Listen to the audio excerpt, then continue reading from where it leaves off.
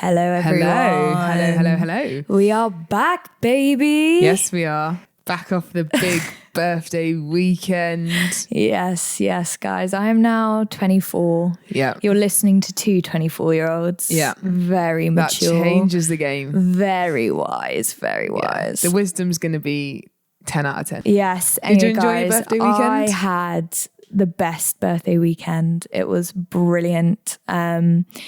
I felt slightly conscious at times that I was rinsing it, but at the same time I was like, it's fallen on a weekend, so why not? Like, if your birthday's on a Saturday, then you're gonna do stuff on the day, aren't you? Yeah. And in the evening. It's because I had some drinks on the Friday night, then I did a little day trip on the Saturday, which was super fun. Went to Stratford, and then on the Saturday night had a little sushi party, which was brilliant. I love sushi, guys.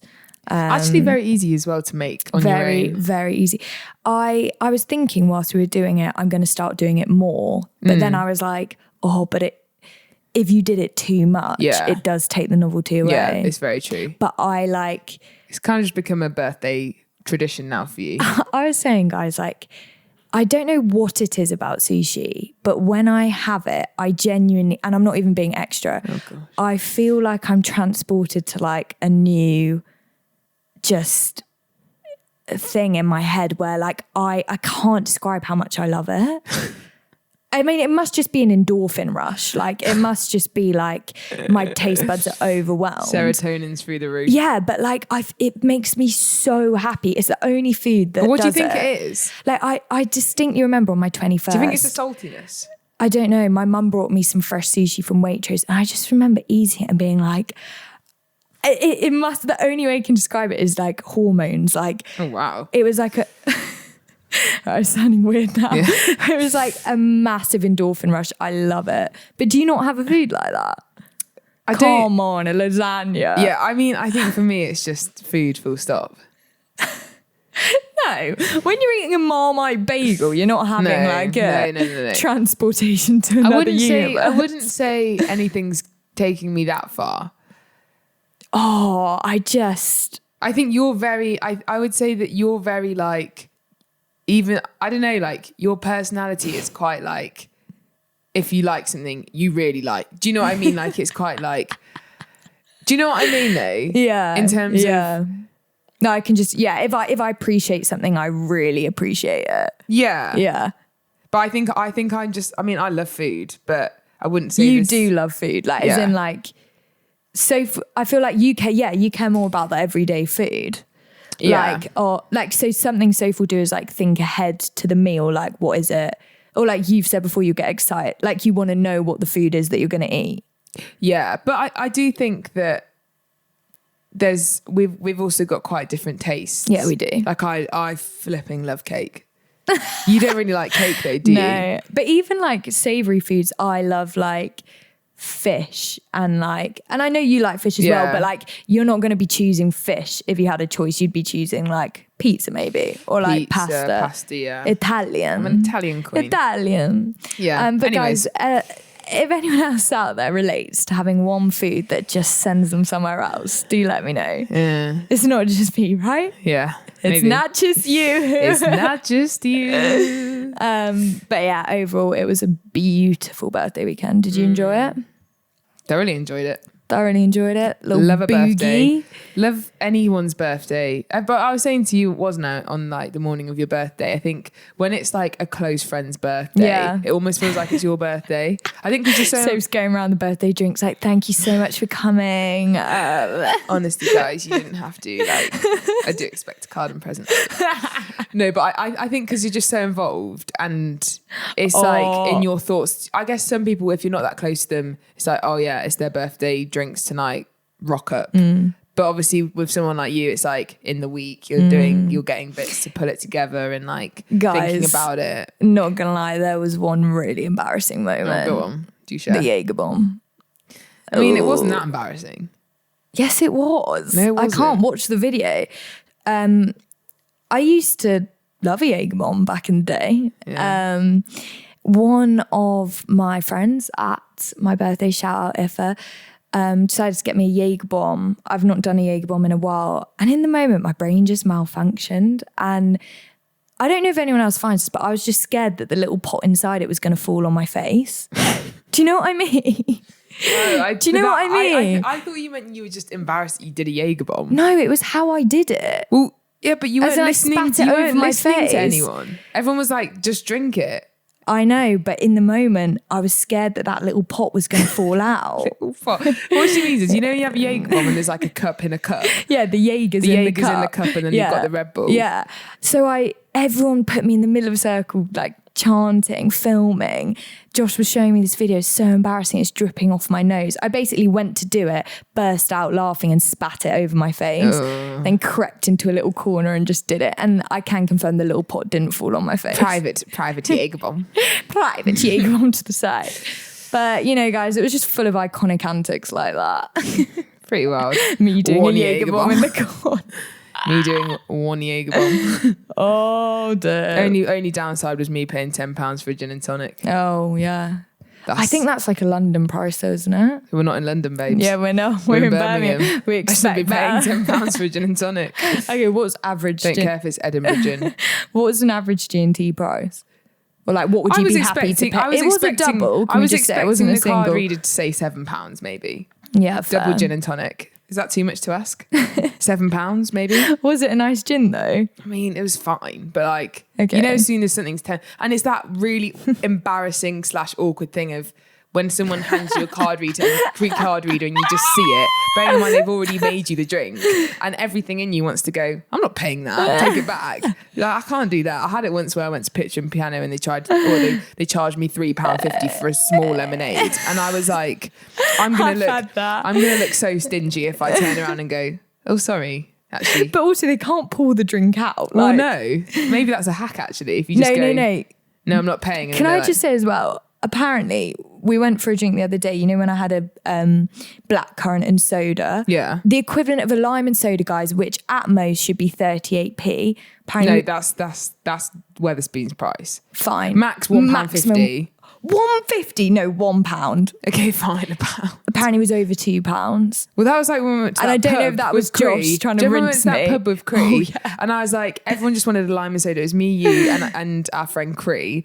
And I was like, guys, I'll get it. Free lime and soda is going to cost me, like, I was like, you know, £3 maximum. Generous Queen. He again turns the card reader around and it was like £8. I was like, are you joking? For 3 lime and sodas? Oh my But again, days. you've just spent 5 minutes making them. Guys, I do love a lime and soda.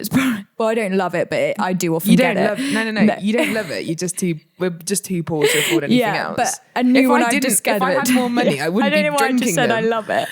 I love lime and soda. No, but I have tried an elderflower and soda recently. Oh. Divine. If they have that option, way better than a lime and soda. I don't know if Spoons is going to have elderflower. No, that's where I had it. Oh. Yeah. Thank you. Big up Spoons. Big up Spoons. I mean, they owe us now because the prices are extortionate. Flipping £9 for like the crappiest food you've eaten. I know. But what else are you going to do when you're hungry? What else are you going to do? I mean, in the grand scheme of things, it's still cheap. Nando's, you're looking at 20 quid now. Guys, a Fino Pitta. Wow. Gosh, breaking the bank. £15. Can't go to Nando's anymore. Take out a small loan. Anyways, let's get into this week's topic. Today's topic is it's not just you who has spoken about someone behind their back. Is that what we're going with? That is what we're going with. Is that the correct wording? About somebody behind their back. Yes. Ooh. Yes. It's not just you. I think that's pretty much everyone. I know, but if anyone is out there saying they've never spoken about anyone behind their back, come on. You're a liar. You're a lawyer. No, but I think it's that thing of, again, it's not the most niche thing that we could be talking about where, oh my gosh, it is actually just me. But I think it's more the fact that people don't openly admit. Yeah. That, and also like, I've had a bitch about someone behind me. Yeah. Like, disclaimer, it's obviously not a good thing to do. No. Like, we're not being here like, it's okay, guys, carry on, because everyone does it. But we just wanted to like discuss it today. Like, why do we do it? Why is there such an urge to do that? Yeah. why, to be honest, overall, it's just not that helpful, is it? No. But we've all been there. We have all been there. Where it's just gotten the better of us. It's gotten the better of us. I think often, for me, it's usually out of a place of annoyance.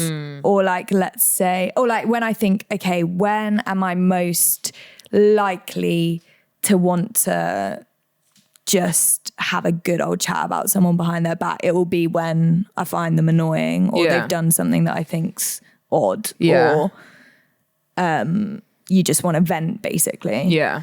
Like you said, you'll get to this place where maybe someone's done something that's annoyed you, or maybe it's just simply the fact that you find a person annoying. Let's just be honest. There are those people in life that you just don't click with and cause you frustration and annoyance. But I think sometimes, I know for me, I think almost the chain of events is like, you feel bad about the fact that you feel annoyed about someone. Like, oh, I actually don't like that I feel annoyed by this person, especially if it's more just a personality clash and they've not really done loads to actually warrant, you know, there's not a particular reason as to why you found them annoying. I think you kind of feel bad about it, and there's almost reassurance that comes with, say, if you go to someone and go, oh, isn't this person well annoying? Yeah. And they agree. And they go, yeah. You're like, oh, phew. And it's they not make just you me. feel better. And it kind of just makes you feel better about yourself. Yeah. I feel like that's often what you're looking for. Yeah. Like, oh, I feel bad about whatever feelings I have towards this person.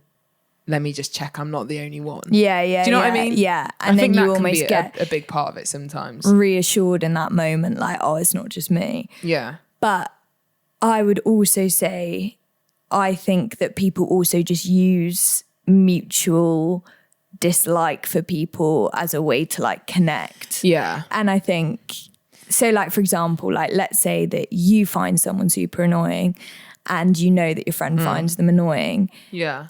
It's so bad, but you almost find yourself like, let's say you're then in a scenario with this person and they do something annoying. You almost find yourself like gassed to go and like tell your friend that, you know, they're so annoying. Like, you know, oh, look what they did today. Look what they did. Like, and almost like relate over it and connect over it. And like we were saying, like, it's almost like this, like, what was our analogy? It's like fuel on the fire. Fuel on the fire. It's almost like the foundations of a fire have been built. The wood's there, maybe a bit of newspaper in there. Yeah. There's plenty of oxygen. And all you need is the heat. The heat, the fuel. You've got the fuel, you've got the oxygen. What else is needed? Heat.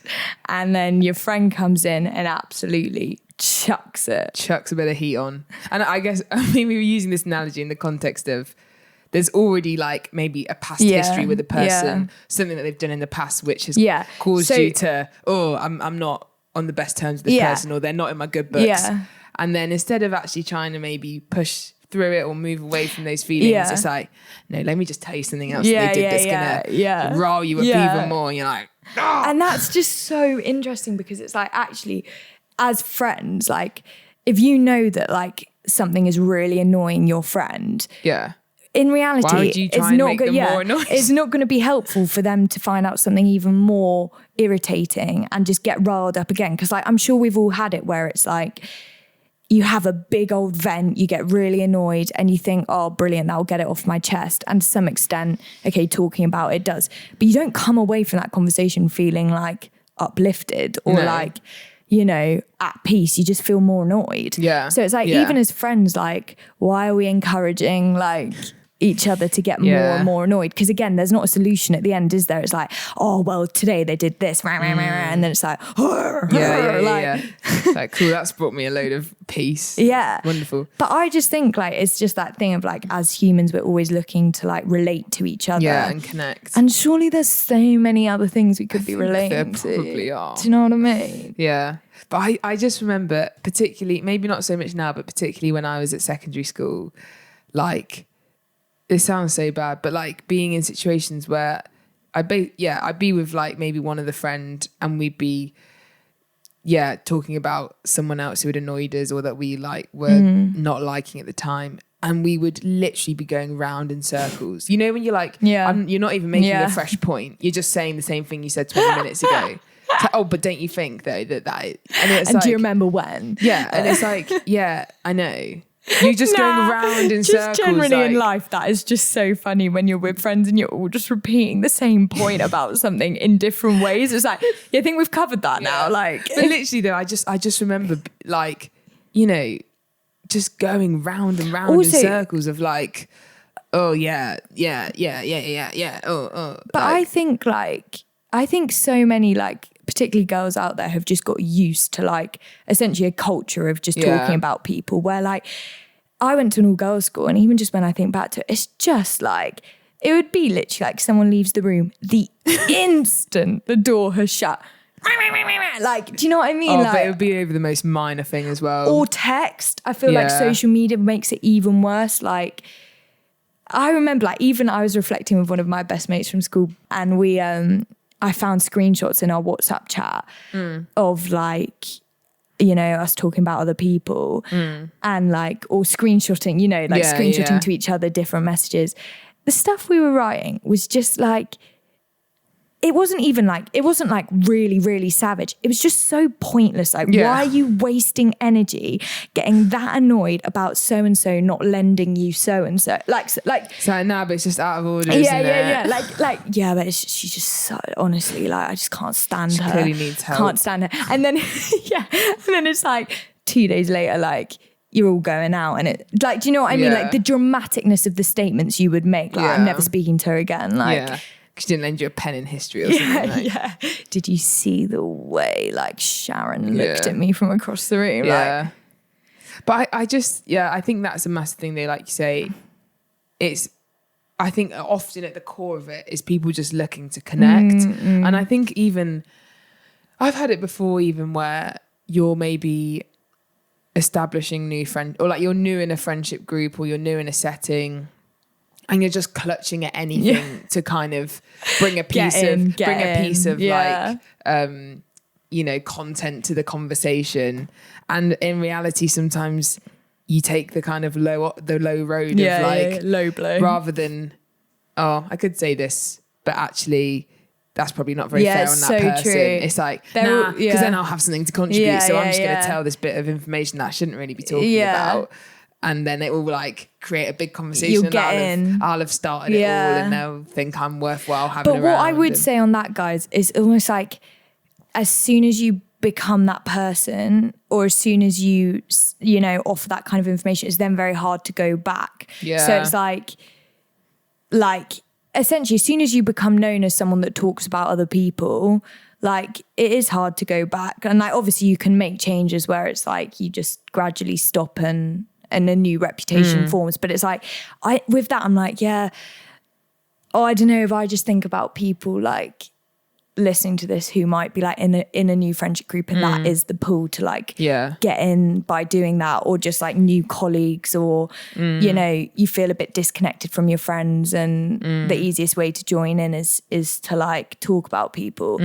It's like at the end of the day, it's just not a good thing to be like known for or associated with you. Like, not at all. I can't remember where I saw it or who I heard it from, but it was like a quote basically saying like, if the people who you very rarely hear talk about other people behind their back, you'll often find that no one's talking about them behind their back. Yeah, it's and true. It's not, I guess it's not a hard rule. Like I guess you can't control who speaks about you behind your back, even if you never spoke about anyone. But I would say, you know, I've had it before where I'm in a conversation, someone's come to me and they're really kind of like offloading about someone, going in, and you do have that thought like, oh, I wonder what you would be saying about me. Like if I wasn't here, would you be saying similar things? Would you be like talking about me? If you're capable of talking about someone like that, what are you saying about me? Yeah. And I think,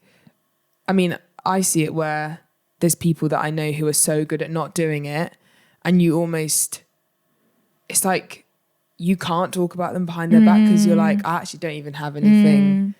And I guess there's a level of, it's okay to, you know, find, the fundamental thing is we're going to find people annoying. No one's going to get on with every single person in life, and your personality will clash with people. or people will hurt you, or they'll do things that upset you. And it is fine to have conversations with trusted, close friends about, you know, maybe where someone's hurt you, maybe where they did something that you felt was out of order, and like doing it in a safe space where it's actually, I guess, appropriate, or it's not taken past the point of, okay, this thing upset me or annoyed me. How are we going to resolve it? Yeah, I don't need to start ripping into their character. Like, yeah, it's like, you know, oh, they did this thing to hurt me, but also, did you see what shoes they were wearing? Ugly. Like, do you know what I mean? Like, I think it's a bit, but it can be hard to get that line correct, isn't it? Of where does it become, oh, actually, we don't need to be talking about this anymore, or are you actually going to do anything to change how, like, do you need to have a conversation? Like, how can you make that conversation productive where, like, okay, you've finished saying why someone's annoyed you, then, like, even as friends, it's then good to just be like, okay, cool, so, like, what are you gonna do? Like, do you need to go have a conversation with them? Like, do you need to distance yourself a bit? Like, what is actually the productive end to this conversation? Well, that's it. I think it's the productive nature of it. It's like, you kind of have two options. Either, I think maybe you're going to have to just forgive or let it go or whatever, or do you need to go and talk? You know, if it's bothering you that much and they're in your life around you, you might need to go and talk to them about it, because what good is it you sitting here whining about it every night? And they probably don't even know that what they're doing is annoying you. Exactly. But I think, like, the overall kind of point for me is just like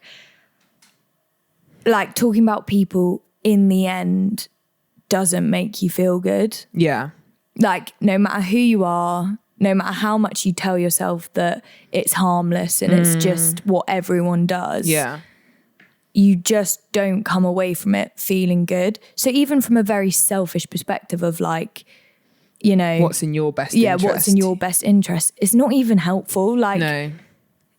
You can vent, but, like, at the end of it, you just don't feel good.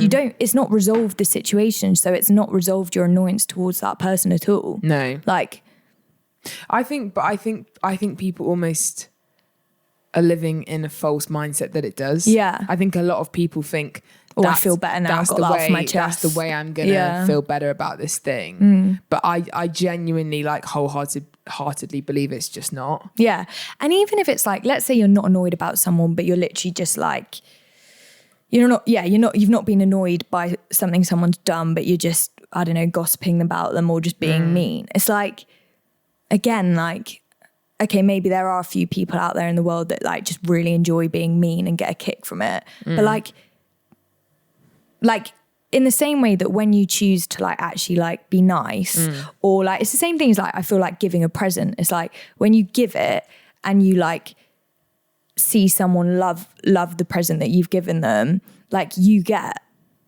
almost like an endorphin, not to talk about endorphins again, but you get, like, queen. You feel really happy and pleased by that. It's the same thing as when you choose to speak well of people, or, like, let's say, rather than, like, you know, ripping into someone, instead you were like, oh, like, not even speaking about that person, but just chose to, like, say something with good energy about someone else, like, you know, say, like, just choose to compliment someone or say something that you love about someone, like, you know, seeing how that affects that person and, like, the way that could, like, make them happy, or maybe they needed that day, actually fills you with a tangible sense of, like, happiness, as opposed to talking negatively. Like, I think just something that's also really important to try and remember is that everyone has their own stuff going on, and no one's the way they are for no reason. And I think it can be really easy, especially, I think, people that are a bit more removed from us, where you maybe don't know them super well. You don't know their background, what they've been through, their history, stuff that can give you a bit more perspective on a person as to why they are the way they are.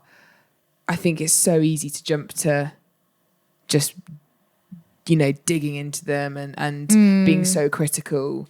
But actually, even if you don't know what it is, there'll be things that have happened in their life that have led to them being the way that they are or acting the way that they are.